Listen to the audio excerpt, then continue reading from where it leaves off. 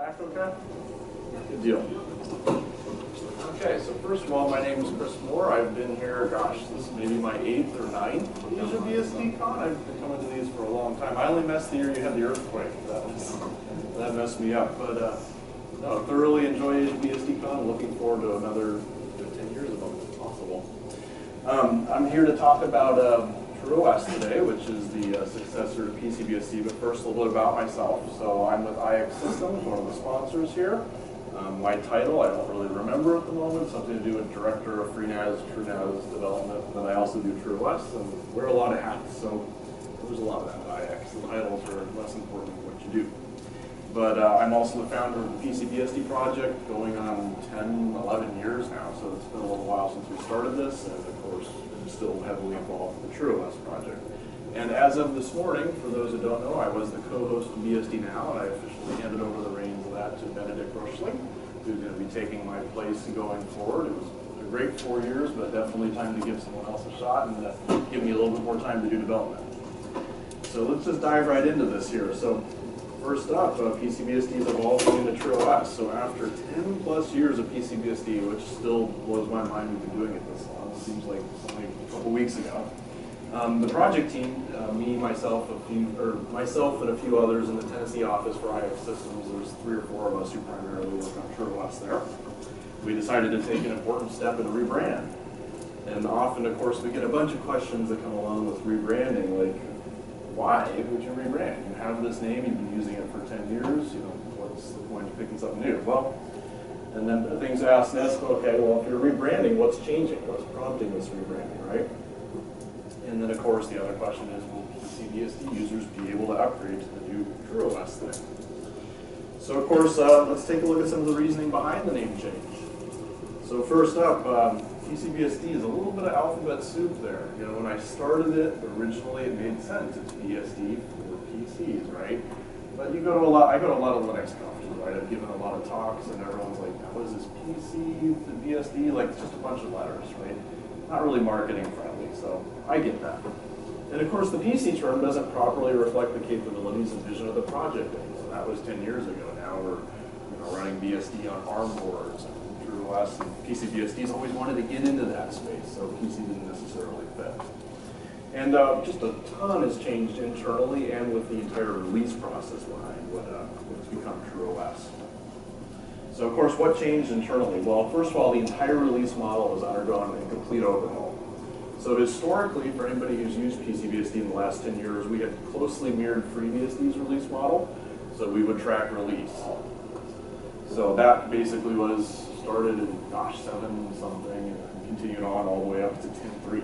So when FreeBSD came out with the release, we would have one based on that usually within 24 hours available.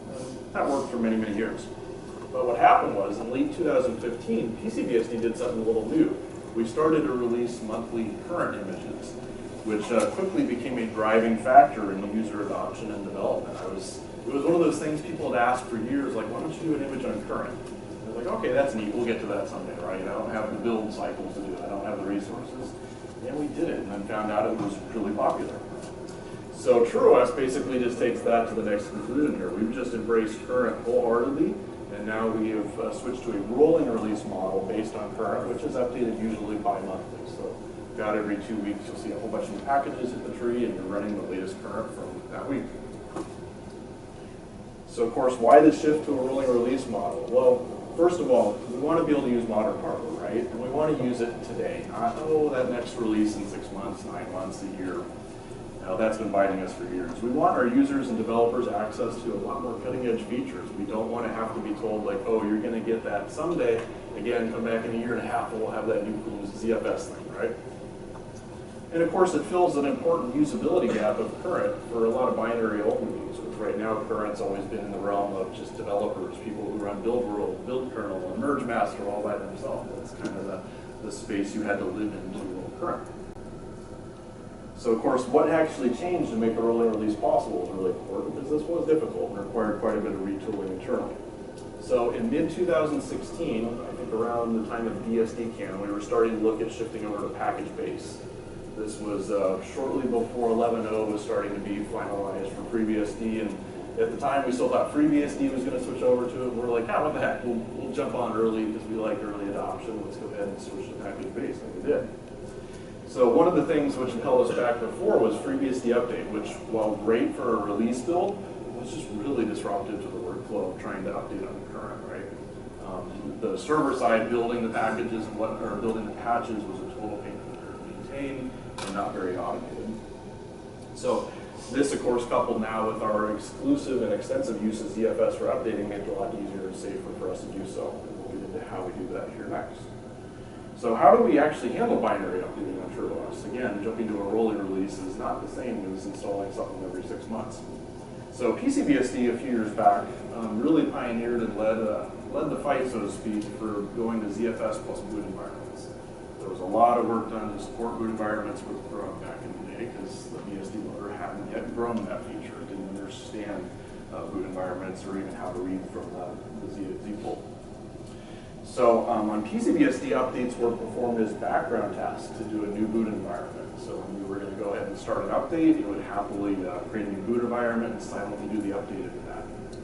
And then when you were done, it would reboot and be into your updated system. So TrueOS basically expands upon that concept with a couple important key differences. So first up, updating has been broken down into stages on TrueOS, and PC BSD was all done in one go. It started, it finished, and then you rebooted into your new thing while you were still running. So in TrueOS, background updating involves just downloading packages. Again, everything's package-based, so we're describing the latest FreeBSD world packages and your ports package tree as well. And then all it does is just verify checksums before halting. At that point, we throw up an alert, let you know updates have been staged, they are ready to apply, please reboot. So at shutdown time, though, we wrote a little patch to init, which will detect when there are updates waiting to be applied. And what will happen is that's where the actual updating takes place. So you get now the screen saying, we're updating your system, please wait, everything's fine, don't panic, we'll come back in a moment. But where this was really important, actually, I got to thank Kris Moore for giving this feedback early on. We had given him a box to run PC BSD, and I think he had done an update and then didn't reboot for like 2 weeks, right? So the update was staged, it was ready to be booted into, and in that 2-week period, he's making changes in etc and making changes all over what's the boot environment file system. And when he rebooted, he lost everything, right? Well, that makes sense. The boot environment was created and cloned at the moment the update was created. So we had to rethink how we did that. And we found the safest way to do it was at the shutdown time. Everything's been halted, nothing's running, nothing's touching slash.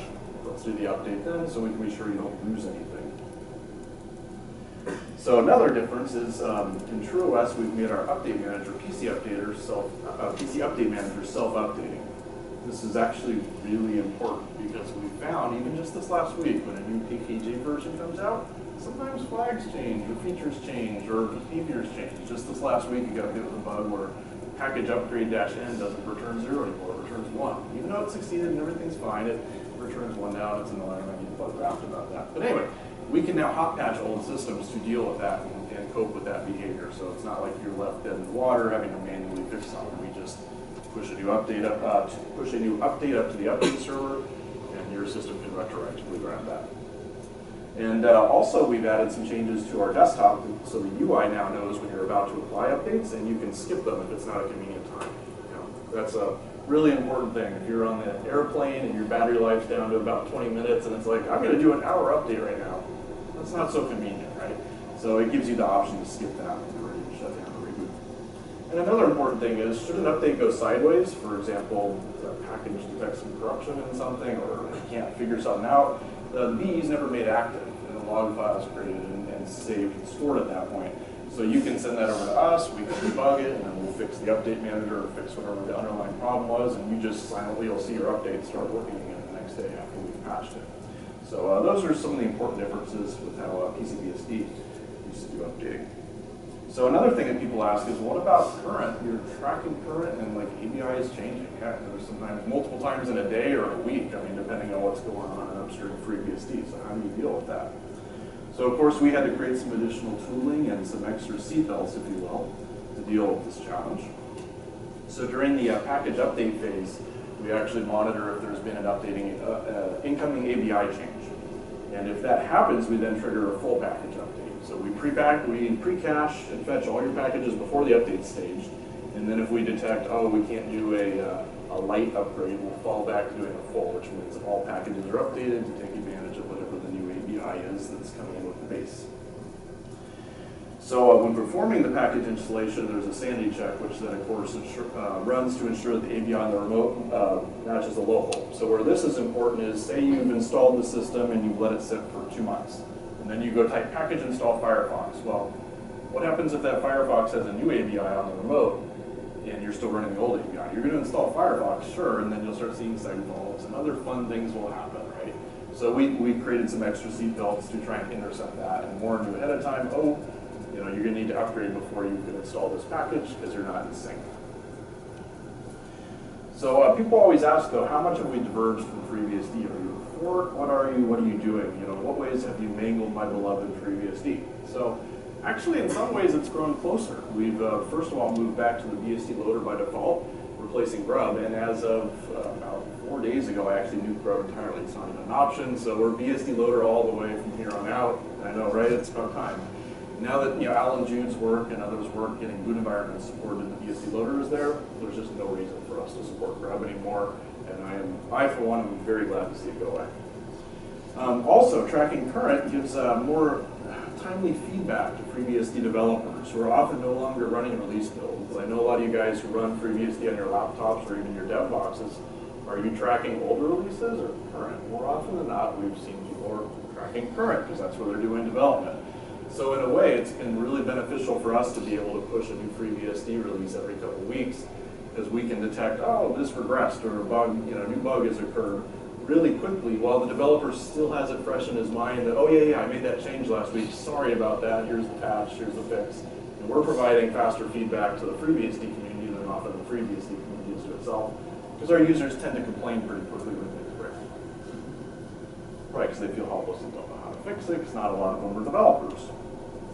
So in some other ways, though, we have diverged a little bit from FreeBSD, and we've embraced some new change. So Bernard Spill is going to be giving a talk about LibreSSL, and we've imported that into the base. Thank you, Bernard Spill, who did a ton of the work for that. And that is the default on TrueOS going forward. LibreSSL in base. Just a couple weeks ago, I bumped that up to 2.5.1 in base, and then eventually we'll deal with the ports fallout from that too.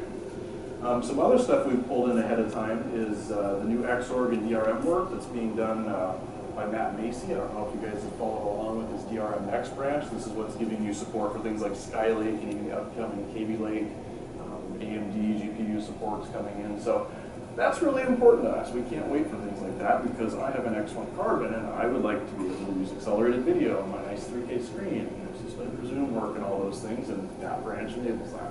So we're pulling that early and really providing early feedback and testing before it goes into FreeBSD.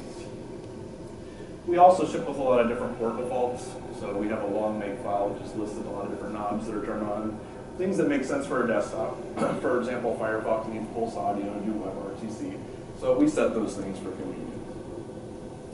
And one thing we did that's a little weirder is we also followed Matt Macy's lead upstream and we removed Clang and LLVM from base.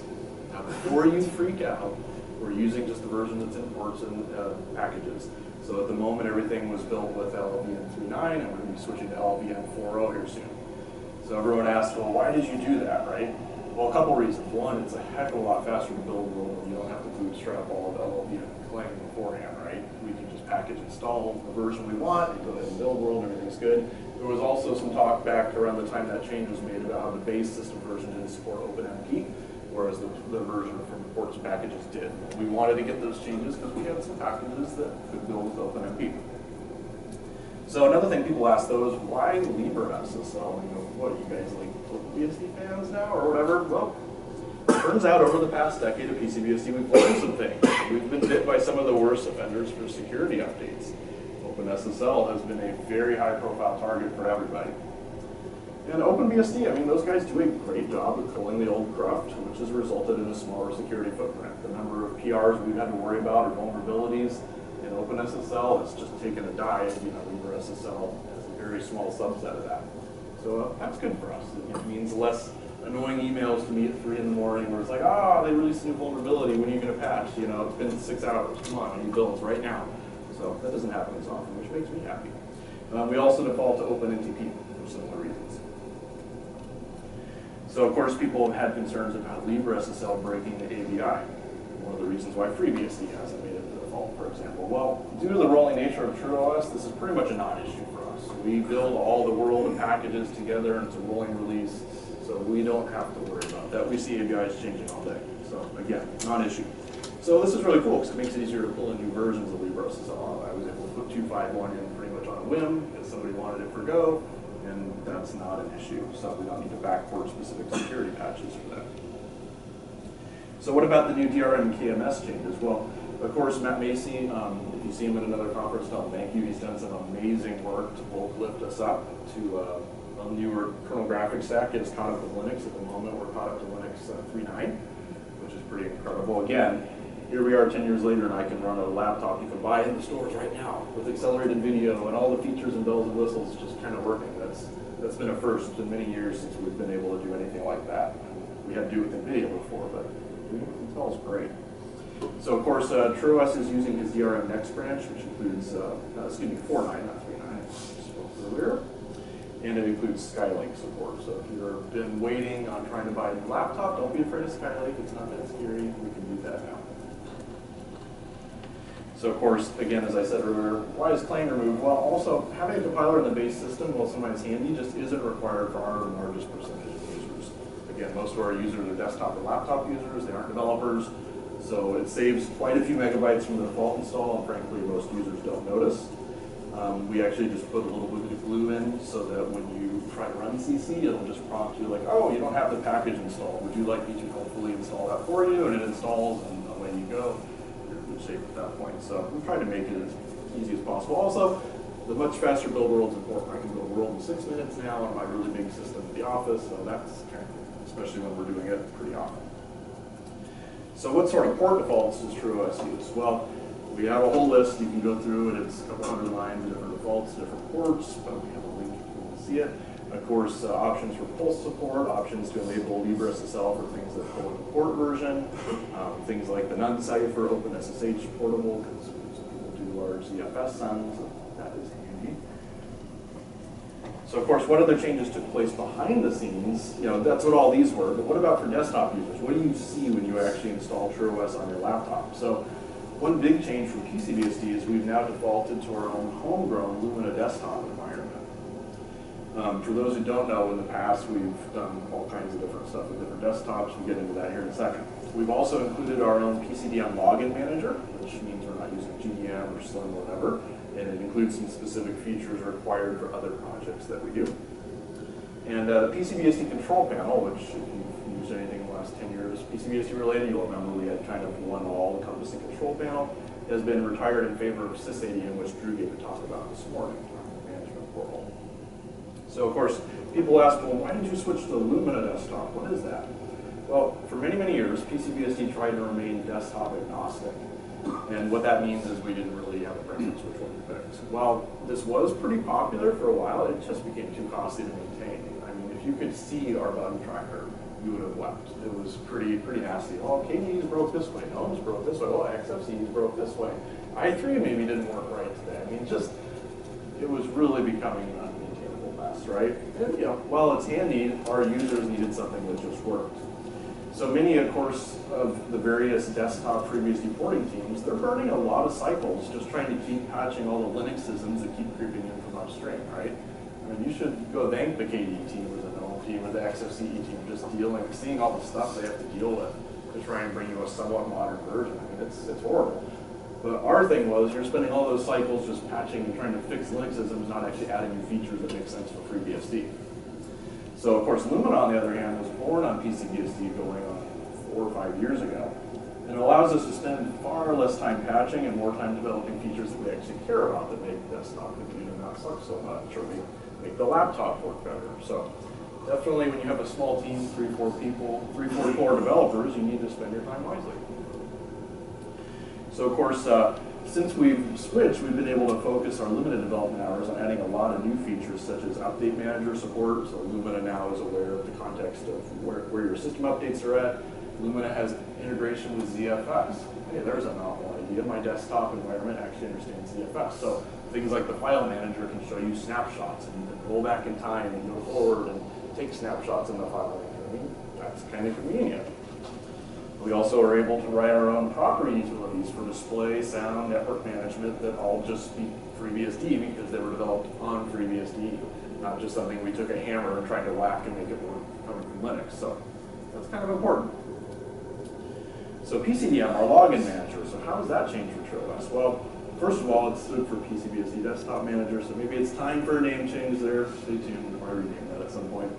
But that's our homegrown replacement for login managers such as GDM, KDM, Slim, and some of the other ones in the port stream. On PC BSD, we started adding some cool new features for things like Jelly home directories, Jelly encryption for your home directory. Or we've added PEP's home directory encryption. For those who haven't tried PEP's, really cool little project. It's a encryption that lives on top of ZFS. So you can basically log in, put your password or your key in, and it decrypts your home directory, but everything being passed down to ZFS is fully encrypted. So you replicate back and forth, you're never sending anything unencrypted across the wire, which is pretty slick. So on TrueOS, though, we've started adding some new features. You know, it turns out a lot of these new shiny laptops have screens that are a little better than 1080p. So we started adding high DPI support. And then we added support for something called TrueOS Pico client logins, which I'll get to in a moment and explain what we're doing there.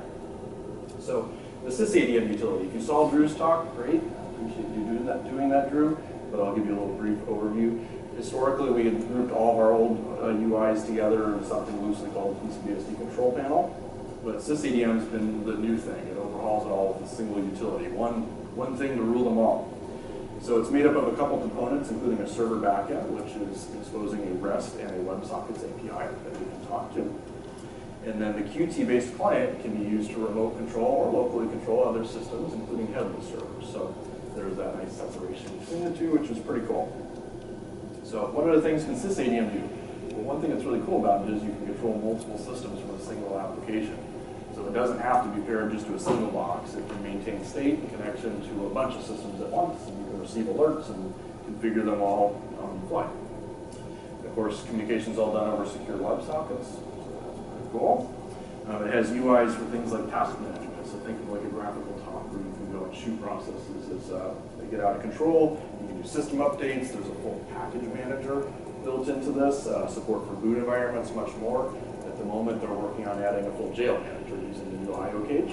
So pretty soon here we'll have a nice GUI where you can manage your jails. We're able to import and export configuration, which is encrypted on disk. So if you have sysadm on your laptop, you can export that config on your work desktop and not have to reassociate to all those systems. So one thing that's really cool, of course, is notifications. So now you have one single point where you get notifications for all your systems. So if you're connected to 30 systems and some of them start throwing disk errors, you're running out of space, that's great. You only have one place you have to look now. And another thing that's really cool is it's multi-platform. So we have clients available for OS X, Windows, of course TrueOS. I'll get around to rolling a Linux once, but totally doable. I know, right? Just make them suffer for a little bit because we've had to suffer for so long, not having things right away. So one thing that people have asked though is how about upgrading? If I'm an existing PC BSD user and I have a desktop for myself or my kids or my employees, how do I handle going about an upgrade? So due to the nature of the upgrade, we decided against just offering a standard online binary update. Instead, we took a little bit different direction here. We realized that, of course, wiping out the disk is normally not an ideal situation as well, so we came up with another method. So the TrueOS installation media now provides a mechanism we call non-destructive fresh installation. What the heck does that mean? Well, let's take a look. So, of course, PC BSD has been using ZFS for 6 years now, 5-6 years exclusively. So everyone out there, I don't think anybody's still on 8.0 or UFS. It's just not a thing for us anymore. So with TrueOS, we're able to leverage that in kind of a unique way now. So the installer, which is a PC sysinstall, that's our backend, and we have a nice graphical Qt front end for it, will now detect the presence of an existing zpool when you boot it, and if that zpool has boot environments, which if you're on any kind of modern PC BSD in the last 5 years, that's how it was set up. If detected, it's going to give you an option to install into a new boot environment directly. So what does that mean? Let's take a look. Well, first of all, for those who aren't familiar with boot environments with ZFS, you have a lot of data sets, right? You have your slash, that's your boot environment, that's things like etc, user local, and all those guys. But then you have a lot of other data sets, like your home directories that are on their own data set, user ports, user source, user jails, etc. Those all live outside of your boot environment. So that means they effectively float between boot environments. So as you update and roll into a new boot environment, your home directory doesn't change. That's separate. Well, this is actually really cool because it never touches the disk or does any partitioning. If a user wants to repartition or change bootloaders, that will still require a destructive installation, of course. But what happens is it basically creates a new boot environment on the fly and does a fresh installation into that so that your home directory stays intact, your jails stay intact, your port tree stays intact, any other data sets you've created will stay completely intact. And then post-install, you can always run the vadmin command to mount your old boot environment. If there was something in Etsy, you had some nice little knobs set up for some config, you can suck that in and bring it over. So it's technically a fresh install, yes, but when you make the same username, all your user data is there, it's like that to change, which is pretty cool. So we're meeting you halfway. So of course, this is really cool because it allows the user to do a try before you buy approach, which is really cool if you're testing out an upgrade for functionality. Maybe you have a laptop, you don't know if the hardware is going to be supported or whatever. We're not forcing you to commit and wipe out your disk ahead of time, so you don't have to go run back to your backups, right? So until the old boot environment is destroyed, you can revert at any time. So again, it's not a one-way operation. So if you want to roll back to PC BSD, you can do that. Okay, so what other things have landed in TrueOS in the past couple of months? Well, we've been busy. This was all stuff we did very early last year, but of course we've been busy the last few months as well. But one of the things that landed was a replacement of NIT system. Well, the RC portion of it anyway, and then something we call TrueOS Pico. So first of all, this is usually the response I get is, oh my God, a new NIT system, it's not System D, is it? And you guys lost your mind. So first of all, I'm here to tell you no, it's not System D, so please don't panic. So we actually looked at a bunch of different options. There's been some projects out there like Relaunch D, Job D, or the Launch D port. And after evaluating all of those, we felt the best way forward was with OpenRC. So everyone asked, well, first of all, why did you want a fresh new NIT and RC system? Well, it's been something that's been in discussion for a lot in the last couple of years. If you come to BSD Can, there's been talks on Job D, Relaunch D, and others. And it's been in discussion. So from a PC BSD perspective, we found the legacy NIT and the RC system to be a bit limiting and cumbersome at times. Again, we're trying to target laptops and use them to turn on and be fast. So in particular with laptop usage, I mean a typical boot, especially when you don't have working suspend resume, which many of us FreeBSD sufferers for years have just assumed we don't have, a boot time of 60 plus seconds could be a thing, especially on spinning disks. It really bummed us out, right? We're going to turn it on and wait a whole minute before I get to a login. That really sucks.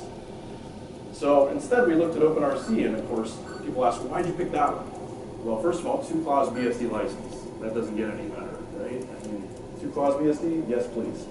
It's still an active development, so this isn't some old abandoned thing. It's still very much alive and being used. And it actually has a BSD pedigree. It originates from a NetBSD developer, Roy Marple, so yeah, that's pretty cool. And it doesn't require reinventing the wheel. Many of the things you know and love from RC still apply. It's just think of it as RC++ versus a complete rewrite where everything is changed on it. And it also doesn't require replacing SBIN and NIT as PID1, which is really important because that's tried and true and works, and at the moment there's no need to replace it if you don't have to. So far the results have been really promising. We're actually having really good luck with it. We went to all the trouble to integrate it directly into our FreeBSD base tree. We replaced all the Gmake crap that we crept into it over the years that had been used extensively in Gen 2 was the last big project who's been using it a lot. So I went and yanked all that junk out. It took a couple days. But we saw immediately huge boot time improvements because it can do boot in parallel, it can background things properly. It's pretty nice. We're able to use things like updated WPA supplicant or DHCPD and others from ports tree. It doesn't have to be in the base now. We don't have quite that separation. And work is still ongoing to provide OpenRC service scripts via our ports and packages. So we've started going through our port tree fork and replacing, or not replacing, but adding to the RC.D scripts with the OpenRC equivalent, which is a NIT.D. So another thing that people always are a little mystified at is like, well, I have this service command from FreeBSD and OpenRC has its own service command. Well, the cool thing is the usage is almost 100% identical. So most people don't even realize they're running a new service command. The only thing that changes, instead of saying one stop, one start, or one restart, those are gone. You just have start and stop, and then if you enable things at boot, you enable things at boot. This, you have to put it in netcrc.conf before you can start it, or use one start, like that goes away. So this all became available in November of 2016 in TrueOS. Joe Maloney, who's the head of QA at IX Systems, he's actually been spearheading this effort and is probably giving some talks on it later this year. So if you want to find out more about the OpenRC conversion, what that looks like, I would encourage you to attend one of his talks at a future BSD conference. So the immediate thing we saw, though, is that 60 to 80 second boot time now for this laptop is like 20 seconds now, which, you know, if you don't have suspend resume or you didn't suspend resume, 20 seconds is tolerable. Like I can fire up the laptop really quick in the airport, do some work, shut it down. It's not like, oh, I gotta wait for it now. So that's pretty nice. So of course people ask, well, what is this TrueOS Pico thing you mentioned? Well, this is something new that I've built that project in mind. So the short version is it's an ARM version of TrueOS, specifically designed to operate as a thin client extension to your desktop. So the long version is I've been struggling to find a good use for a whole bunch of these Raspberry Pi 2s that have just been accumulating around my desk. I'm like, I gotta do something with these someday, and you know, you get these little ARM boards, and like, I want to put it to use, but this is what we came up with to do. So how does it work? Well, first of all, it's split into two parts. So you have a package on the server called the Pico server, which will install on TrueOS desktop or server. It can actually be headless. And then you have an ARM image. So the server operates as an MDNS advertiser, and clients, of course, use MDNS to then search for the server on the network. Once the server is located, the client and the server then perform some REST exchanges. So they chat a little bit. SSH keys are created on the fly and exchanged, and then an SSH X11 forwarding session is established. So at that point, on the server side, here's how you do it. Well, I should mention also, it takes you to a login screen. It doesn't let you write into the system. You get the nice graphical login, so you still got to, you can't really do anything at that point. But on the server side, this is what the setup looks like. You just package install Pico server. Oh, that's actually old RCW usage. I should have cleaned that up, but it's just service Pico server start now. See, that's when you don't look at your slides close enough. On the client side, though, it's literally as simple as just fetch the image, decompress it, DD it to an SD card, plug and play. Put it into your Raspberry Pi 2, attach the network cable, attach the power, and you are ready to boot. What was that? Video. Yeah, video cable helps too, if you're in it. On the server side, though, all the configuration knobs can be turned and tweaked in user local etcpicoserver.ini. The client's a zero config setup, so you can pretty much throw away the client. That's disposable, no config is stored on the client anyway. That's kind of important. After making changes on the server side, you can kick clients off to force a reboot of the client, which will then perform reconfiguration of the session. So if you tweak some knobs, you can remotely log people out and make them relog back in. So what sort of features are supported? So at the moment, we have a few optional things, which are some are on, some are off. But of course, we have some SSH tuning options. So if you want to change the cipher, set compression levels to get better performance, you can do that. We have support for enabling and disabling audio. So we use Pulse Audio's network ability, so we can pass audio from the server over to the clients, which is important because kids and customers and users like to run YouTube for some reason.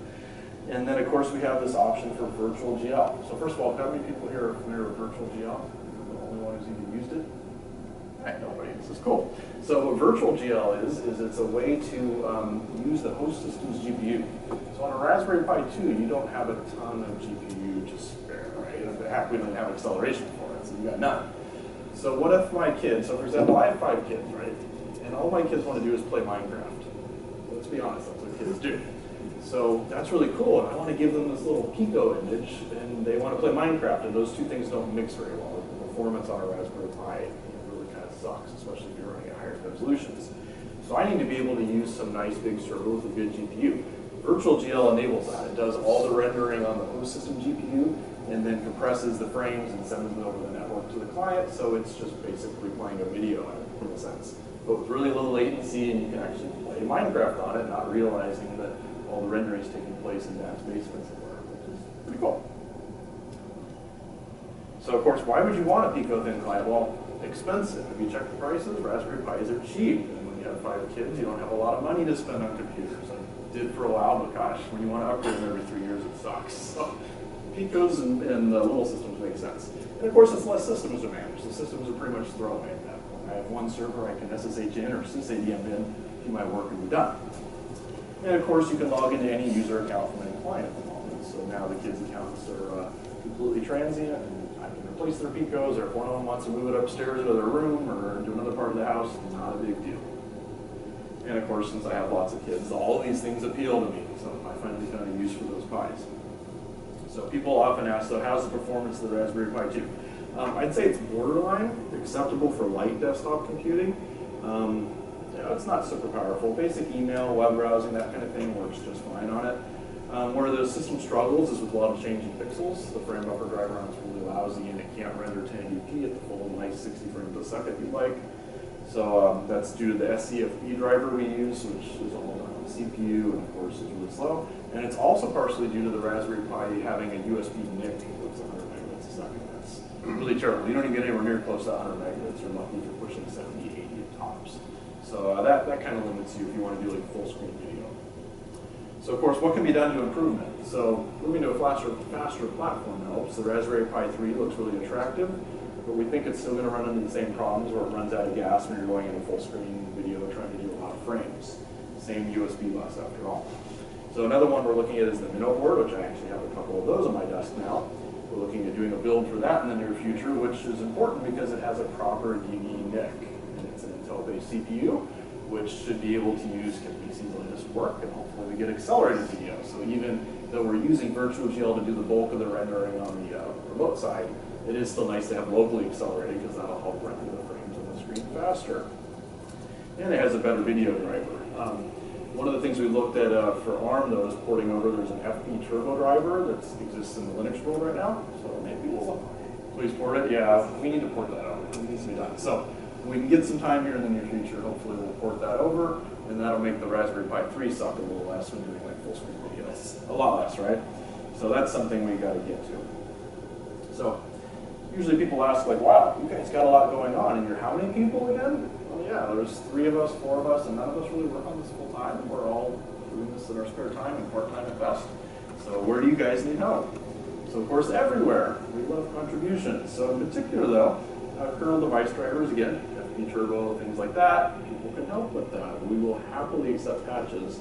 Patching ports for current. Occasionally the port tree lags a little bit behind current. Things go in upstream to current. Things like VirtualBox tend to break occasionally. So it's always good if people are patching ports for current, and then let us know so we can suck that in right away if it's something that we need to grab quickly.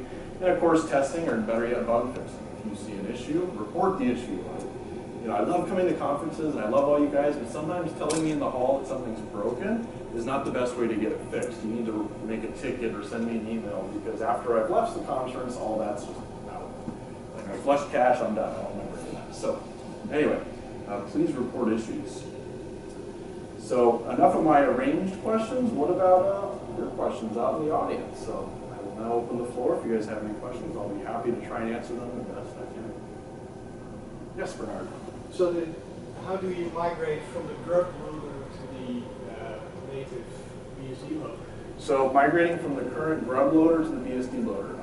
At the moment, it's not automatically done. So if you're still on grub, it will continue to stay on grub. We're not going to just yank the rug out from underneath you yet. I may do that at some point. We actually, it's very easy to do. It's just a couple gpark commands to change the file system type, or not file system, partition type from BIOS boot to FreeBSD boot, resize it, and then stamp some new bootloader blocks. So it's actually quite painless, but I've just held off on doing it because of the whole violation. Like I reboot and all of a sudden my grub with my dual boot config's all gone, and that would probably annoy some people. So at the moment we don't have an ETA on that, but I imagine at some point down the road we'll just finally drop it and say, look, it's going to upgrade you to BSD, make your transition plans.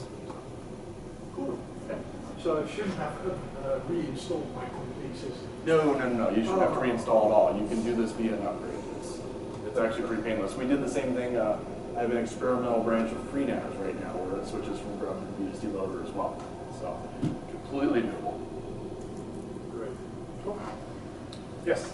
So TrueOS was a server OS. Yes. You're moving to a rather exciting, potentially unstable platform. Yes. What's it mean for TrueOS? Well, so the question was if TrueOS was more of a server OS, and now we're on kind of a more unstable head build. So what does that mean? Well, yes and no. So TrueOS, the name was a little confused, right? TrueOS was the fork of FreeBSD used by FreeNAS for a long time. PC BSD never actually used that. Like we didn't never share that, right? In typical IX fashion, it was all really confused and whatnot. But anyway, a while back, a year and a half ago, we finally decided, we should just use the name since everyone assumes that's what we're using anyway. So we stole the name back from them and went to current. Yes, that means maybe it's not as suitable if you want to run 11.0 release for a server. That's what you have FreeBSD for. But on the other hand, if you do want to use current, you're not afraid, if it works, you can run TrueOS perfectly well on a server. Matter of fact, most of our QA framework IX systems, all of our build boxes, my personal servers, all those are running TrueOS current.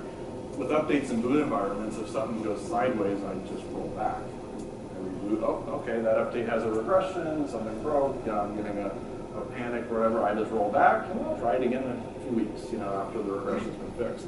So it's pretty risk-free, maybe a little bit more annoying, and you get to choose the update cycle though. It's not like we're forcing.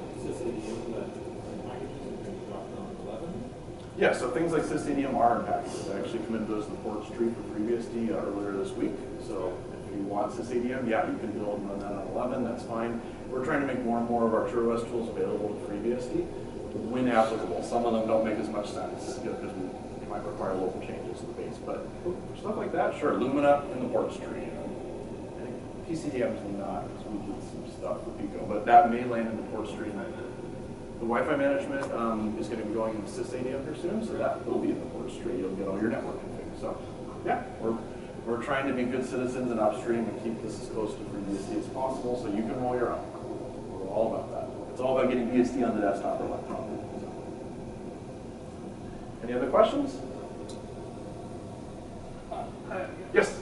I failed at GW TrueOS at last year December, but you said you can upgrade to BSD loader.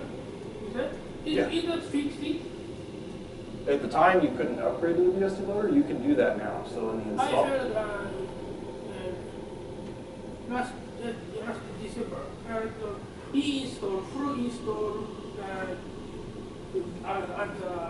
BSD loader. It now just fine. It should work fine now. As far as we know, you can upgrade from Grub to the BSD loader via the ISO. That works. Yeah, that should work now because I've done a couple dozen of my boxes at the office at the house too. So I've seen it with my own eyes. It looks like it's working. If not, file a ticket. We'll look at your use case, see how your config is set up. Cool. Any other questions, folks? Okay. Well, thank you very much, everybody. I really appreciate you being here.